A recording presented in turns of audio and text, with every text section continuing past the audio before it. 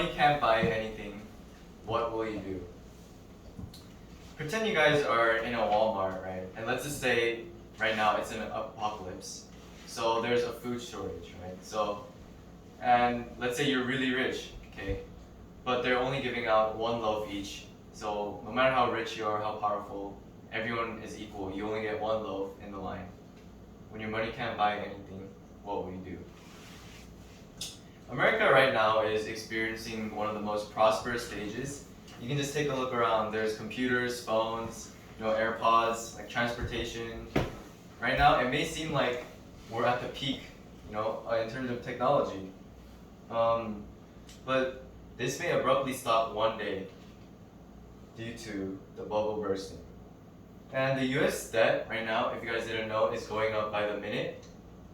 And the government is trying to hide this. So right now, I think the debt's around like $22 trillion, and the GDP is probably just a little bit under 20 trillion. So right now, the debt is higher than how much we earn a year.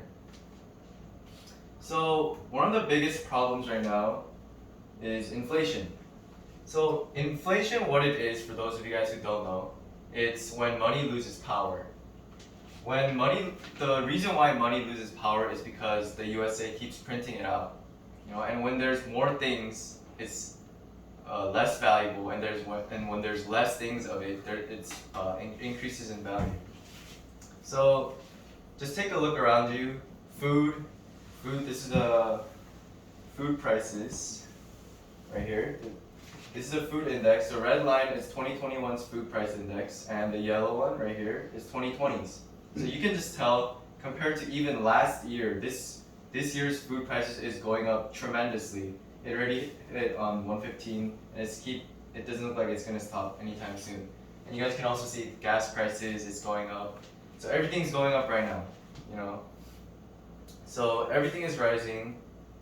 And when inflation happens, the government raises interest rates. And when that happens, the economy almost always slips into a recession, which is always bad.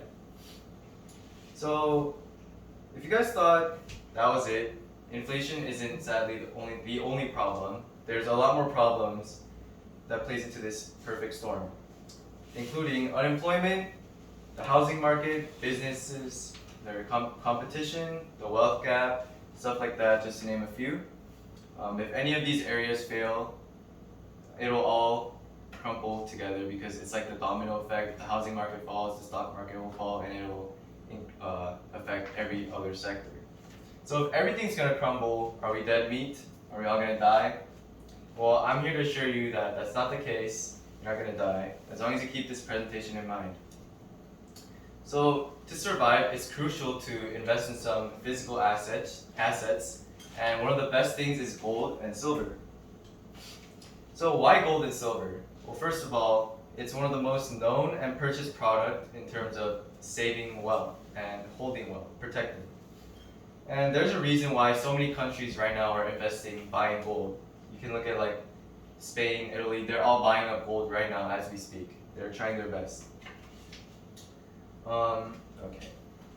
So some people may ask, why specifically in gold and silver when other stuff holds value too, like diamonds, houses, artwork, clothing. They all have value. You can buy them and resell it when times get hard, to make money. But like, why gold and silver specifically? It's because gold is, in times of trouble, it's very liquid. And being liquid means that it's easy to convert to money. In times of trouble, it's going to be hard trying to sell like a piece of Supreme clothing or like a really good painting when someone's like trying to make their ends meet, when they need food.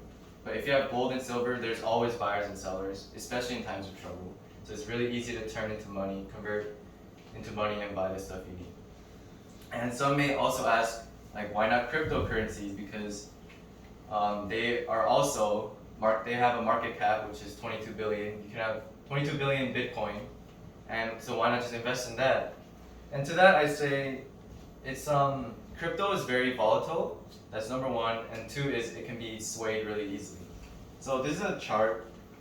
This is a Bitcoin chart, and you can see how volatile it is. And this is just stocks, the S&P 500. And the S&P 500 is still volatile if you look at it by itself, but Bitcoin is just like really, the up and down is really crazy. Like if there's good news, it goes up. If there's bad news, it goes down, and it can be really swayed. Also, people like Elon Musk can tweet out like, "I hate Bitcoin," and then Bitcoin will fall. So like people of power can also influence Bitcoin. You can't do that with gold. You can't be like, "I hate gold," and gold will go down. That's just not how it works. So what you can get from this is that Bitcoin is for making money, you know, and gold and silver is for protecting money. So that's the biggest difference. Bitcoin, crypto is you want to make money, but gold, you don't really buy gold to make money. It's just to protect your wealth. Now, if you guys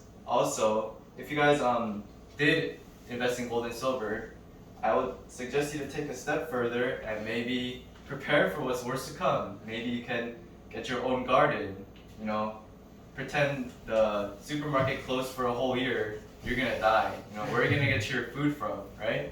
How are you gonna survive? It's just kind of important, and I suggest to start taking steps to come out of the system, buy canned foods, just prepare for what's worse to come, and I hope it will all have a good ending. Thank you.